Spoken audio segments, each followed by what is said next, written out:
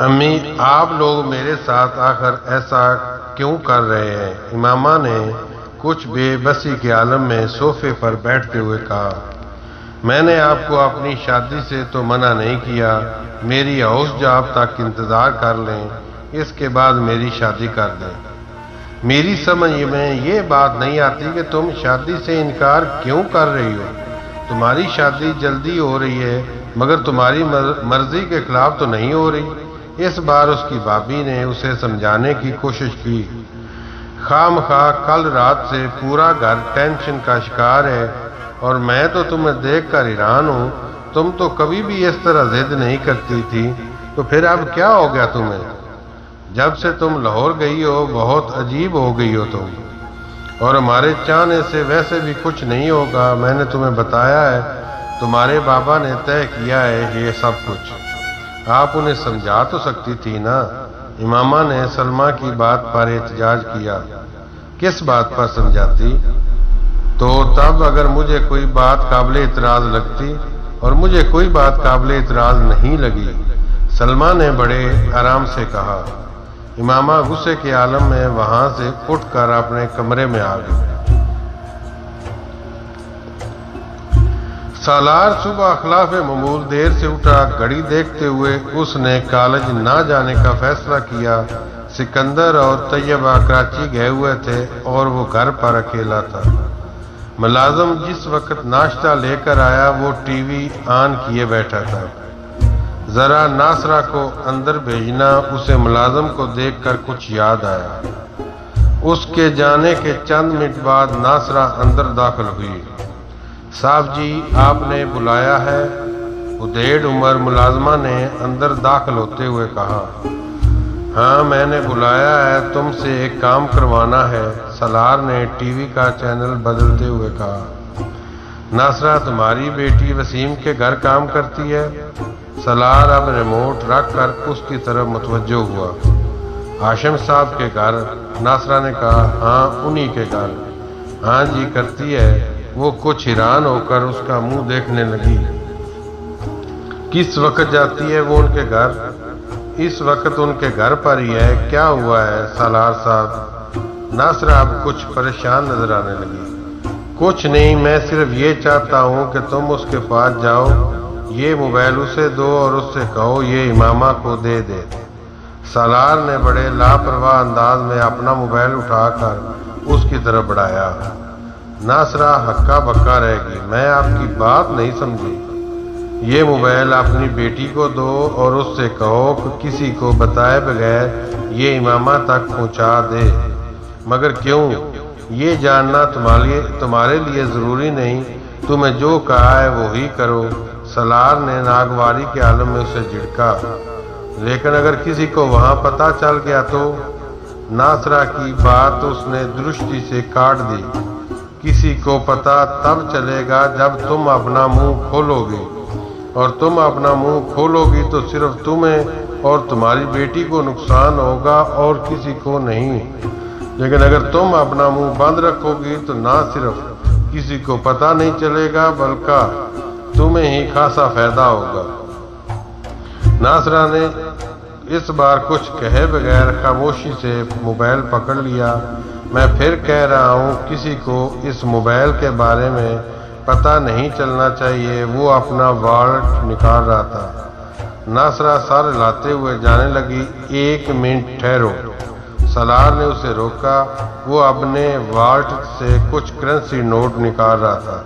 یہ لے لو، اس نے انہیں ناصرہ کی طرف بڑھا دیے۔ ناصرہ نے ایک ہلکی سی مسکراہٹ کے ساتھ وہ نوٹ پکڑ لیے۔ وہ جن گھروں میں کام کرتی رہی تھی وہاں کے بچوں کے ایسے بہت سے رازوں سے واقف تھی۔ اسے بھی پیسہ کمانے کا موقع مل گیا۔ اس نے فوری اندازہ یہی لگایا تھا کہ امامہ اور سالار کا چکر چل رہا ہے، اور یہ موبائل وہ تحفہ تھا جو اسے امامہ کو دینا تھا۔ مگر اسے حیرانی اس بات پر ہو رہی تھی کہ اس سب کا اسے پہلے پتہ کیوں نہیں چلا، اور پھر امامہ، اس کی تو شادی ہو رہی تھی، پھر وہ کیوں اس طرح کی حرکتیں کر رہی ہے؟ اور دیکھو ذرا مجھے، میں امامہ بی بی کو کتنا سیدھا سمجھتی رہی، ناصرہ کو اپنی بے خبری پر افسوس ہو رہا تھا۔ ابو، میں آپ سے بات کرنا چاہتا ہوں۔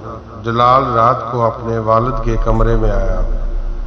اس کے والد اس وقت اپنی ایک فائل دیکھنے میں مصروف تھے۔ ہاں آؤ، کیا بات ہے؟ انہوں نے جلال کو دیکھتے ہوئے کہا۔ وہ ان کے پاس ایک کرسی پر بیٹھ گیا۔ کچھ دیر وہ اسی طرح خاموش بیٹھا رہا۔ اس کے والد نے غور سے اس کا چہرہ دیکھا۔ انہیں اندازہ ہو گیا تھا کہ وہ کچھ پریشان ہے۔ کیا بات ہے جلال؟ انہیں یکدم تشویش ہونے لگی۔ ابو، میں شادی کرنا چاہتا ہوں، جلال نے کسی تمہید کے بغیر کہا۔ کیا؟ انصر جاوید کو اس کے منہ سے اس جملے کی توقع نہیں تھی۔ تم کیا کرنا چاہتے ہو؟ میں شادی کرنا چاہتا ہوں۔ یہ فیصلہ تم نے یکدم کیسے کر لیا؟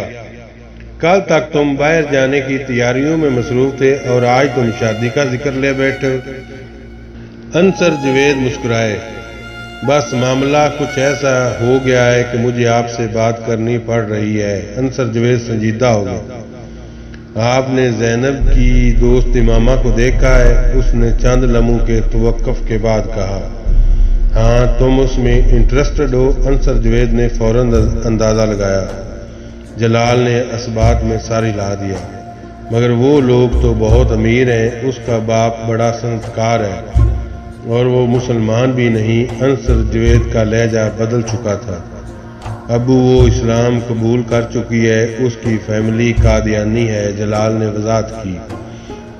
اس کے گھر والوں کو پتہ ہے؟ نہیں۔ تمہارا خیال ہے وہ یہ پرپوزل قبول کر لیں گے؟ انصر جاوید نے چبھتے ہوئے لہجے میں پوچھا۔ ابو، اس کی فیملی کی اجازت کی ضرورت نہیں، ان لوگوں کی اجازت کے بغیر ہم شادی کرنا چاہتے ہیں۔ تمہارا دماغ ٹھیک ہے؟ اس بار انصر جاوید نے بلند آواز میں کہا۔ میں تمہیں کسی حالت میں اس بات کی اجازت نہیں دے سکتا۔ جلال کا چہرہ اتر گیا۔ ابو، میری اس کے ساتھ کمٹمنٹ ہے، اس نے مدھم آواز میں کہا۔ مجھ سے پوچھ کر کمٹمنٹ نہیں کی تھی تم نے، اور اس عمر میں بہت ساری کمٹمنٹس ہوتی رہتی ہیں۔ اس کا یہ مطلب نہیں ہوتا کہ وہ بندہ اپنی زندگی خراب کر لے۔ مجھے اس کے خاندان کے اثر و رسوخ کا پتہ ہے۔ انہیں اپنے پیچھے لگا کر ہم سب برباد ہو جائیں گے۔ ابو، میں خفیہ طور پر شادی کر لیتا ہوں، کسی کو بتائیں گے نہیں تو کچھ بھی نہیں ہوگا، اور اگر پتہ چل گیا، میں ویسے بھی تمہاری تعلیم مکمل ہونے تک تمہاری شادی نہیں کرنا چاہتا۔ ابھی تو تمہیں بہت کچھ کرنا ہے۔ ابو پلیز، میں اس کے علاوہ کسی اور سے شادی نہیں کر سکتا، جلال نے مدھم آواز میں اپنی بات پر زور دیتے ہوئے کہا۔ اچھا ایسا ہے تو تم اس سے کہو وہ اپنے والدین سے اس سلسلے میں بات کرے۔ اگر اس کے والدین مان جاتے ہیں تو میں تم دونوں کی شادی کر دوں گا، انہوں نے تیز مگر حتمی لہجے میں کہا۔ مگر میں تمہاری شادی کسی ایسی لڑکی سے قطعی نہیں کروں گا جو اپنے گھر والوں کی مرضی کے خلاف تم سے شادی کرنا چاہے۔ ابو، آپ اس کا مسئلہ سمجھیں، وہ بری لڑکی نہیں، بہت اچھی لڑکی ہے، بس وہ کسی مسلمان سے شادی کرنا چاہتی ہے جس پر اس کے گھر والے راضی نہیں ہوں گے۔ جلال نے دانستہ طور پر اسجد اور اس کی منگنی کا ذکر گول کر دیا۔ مجھے کسی دوسرے کے مسائل سے کوئی دلچسپی نہیں اور تمہیں بھی نہیں ہونی چاہیے۔ یہ امامہ کا مسئلہ ہے، وہ جانے، تم اپنے کام سے کام رکھو، اپنے مستقبل کے بارے میں سوچو، انصر جاوید نے دو ٹوک انداز میں کہا۔ ابو پلیز میری بات سمجھیں، اور اس کی مدد کی ضرورت ہے، بہت سے لوگوں کو مدد کی ضرورت ہوتی ہے، تم کس کی مدد کرو گے؟ ویسے بھی ہمارے ان کے اسٹیٹس میں اتنا فرق ہے، ان سے کوئی دشمنی یا مخالفت مول لینا ہمارے بس کی بات نہیں، سمجھے تم؟ اور پھر میں ہر ایک غیر مسلم لڑکی سے شادی کر کے اپنے خاندان والوں کا سامنا کیسے کروں گا؟ ابو، وہ مسلمان ہو چکی ہے، میں نے آپ کو بتایا ہے، جلال نے جھنجھلا کر کہا، 4 ملاقاتوں میں وہ تم سے اتنی متاثر ہوگی کہ اس نے اسلام قبول کر لیا؟ ابو، اس نے مجھ سے ملنے سے پہلے اسلام قبول کر لیا تھا۔ تم نے اسے اسلام قبول کرتے دیکھا تھا؟ میں اس سے مذہب کے بارے میں تفصیلاً بات کرتا رہا ہوں۔ میں جانتا ہوں کہ وہ اسلام قبول کر چکی ہے۔ بالفرض وہ ایسا کر چکی ہے تو پھر اسے اپنے مسائل سے خود نمٹنا چاہیے، تمہیں بیچ میں نہیں گھسیٹنا چاہیے۔ اسے اپنے والدین سے 2 ٹوک لہجے میں بات کرنی چاہیے۔ انہیں بتائیے کہ وہ تم سے شادی کرنا چاہتی ہے، پھر میں اور تمہاری امی دیکھیں گے کہ ہم کیا کر سکتے ہیں۔ دیکھو جلال، اگر اس کا خاندان اپنی مرضی اور خوشی سے اس کی شادی تمہارے ساتھ کرنے پر تیار ہو جائے تو میں اسے بخوشی قبول کر لوں گا، مگر کسی بے نام و نشان لڑکی سے میں تمہاری شادی نہیں کروں گا۔ مجھے اس معاشرہ میں رہنا ہے، لوگوں کو منہ دکھانا ہے۔ بہو کے خاندان کے بارے میں کیا کہوں گا میں کسی سے؟ یہ کہہ کر کے وہ گھر چھوڑ آئی ہے اور اس نے اپنی مرضی سے میرے بیٹے سے شادی کر لی۔ ابو، یہ ہمارا مذہبی فریضہ ہے کہ ہم اس کی مدد کریں۔ اور انصر جاوید نے تلخی سے اس کی بات کاٹ دی۔ مذہب کو بیچ میں مت لے کر آؤ، ہر چیز میں مذہب کی شرکت ضروری نہیں ہوتی، صرف تم ہی یہ مذہبی فریضہ ادا کرنے والے رہ گئے ہو، باقی سارے مسلمان مر گئے ہیں۔ ابو، اس نے مجھ سے مدد مانگی ہے، میں اسی لیے کہہ رہا ہوں۔ بیٹا، یہاں مدد کی یا مذہب کی نہیں، یہاں صرف زمینی حقائق دیکھنے کی ضرورت ہے۔ بہت اچھی بات ہے کہ تم میں مدد کا جذبہ ہے اور تمہیں اپنے مذہبی فرائض کا احساس ہے، مگر انسان پر کچھ حق اس کے والدین کا بھی ہوتا ہے، اور یہ حق بھی مذہب نے ہی فرض کیا ہے، اور اس حق کے تحت میں چاہتا ہوں کہ تم اس خاندان کی مرضی کے بغیر اس سے شادی نہ کرو۔ فرض کرو تم اس سے شادی کر بھی لیتے ہو تو کیا ہوگا؟ تم تو چند ماہ میں امریکہ میں ہوگے اور وہ یہاں گھر بیٹھی ہوگی۔ میرے پاس اتنا پیسہ نہیں کہ میں تم چاروں کی تعلیم پر بھی خرچ کروں، اور اس کی تعلیم پر بھی۔ تم اچھی طرح جانتے ہو کہ تم پر میرا کتنا پیسہ خرچ ہو رہا ہے۔ تو وہ ڈاکٹر تو نہیں بنے گی، یہاں گھر میں کتنے سال تم اسے بٹھا سکتے ہو؟ اور اگر اس کے خاندان نے تم پر یا ہم پر کیس کر دیا تو اس صورت میں تم بھی پابند ہو کر رہ جاؤ گے، اور میں بھی۔